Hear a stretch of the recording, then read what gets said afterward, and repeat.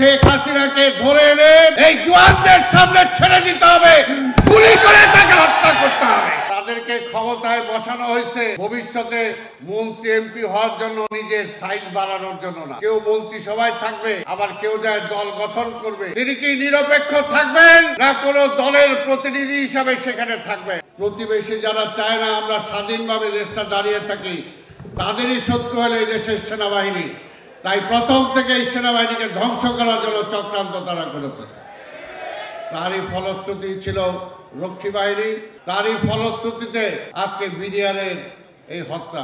ওই শেখ হাসিনাকে ধরে এনে এই জওয়ানদের সামনে ছেড়ে দিতে হবে, গুলি করে তাকে হত্যা করতে হবে। তার মৃত্যুর রায় এই আজকে বুক সন্তান হারা যারা, আজকে বাবা হারা যারা হয়েছে, তাদের সামনে ছেড়ে দিতে হবে তাকে।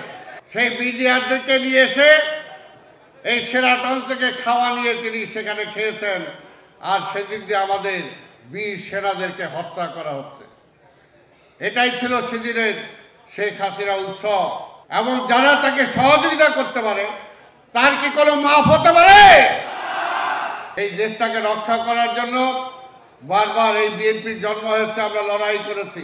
এই বিএনপিকে হত্যা করার জন্য আমাদের নেত্রীকে হত্যা করার চেষ্টা করেছে, আমাদের নেতা তারেক রহমানকে হত্যা করার চেষ্টা করেছে। যদি কি বিএনপিকে ধ্বংস করা যায়, জিয়া পরিবারকে ধ্বংস করা যায়, তাহলে বাংলাদেশের স্বাধীনতা সার্বভৌমত্ব অক্ষুণ্ণ থাকবে না। যারা এই মুহূর্তে রাষ্ট্রের ক্ষমতায় বসে আছেন, তাদেরকে ক্ষমতায় বসানো হয়েছে ভবিষ্যতে মন্ত্রী এমপি হওয়ার জন্য, নিজের সাইজ বাড়ানোর জন্য না। তাদেরকে ক্ষমতায় বসানো হয়েছে 15 বছর যাবৎ এই দেশের মানুষ ভোট দিতে পারে নাই। একটা নিরপেক্ষ গ্রহণযোগ্য নির্বাচনের ব্যবস্থা করে নির্বাচিত সরকারের কাছে ক্ষমতা অর্পণ করে তারা বিদায় নেবেন, এর জন্যই তাদেরকে বসানো হয়েছে।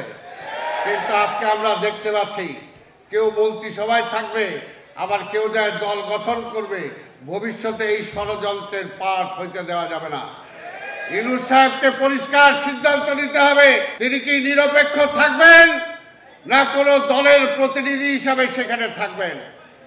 তাই পরিষ্কার কথা, নিরপেক্ষ হওয়া ছাড়া কোনো বিকল্প নাই।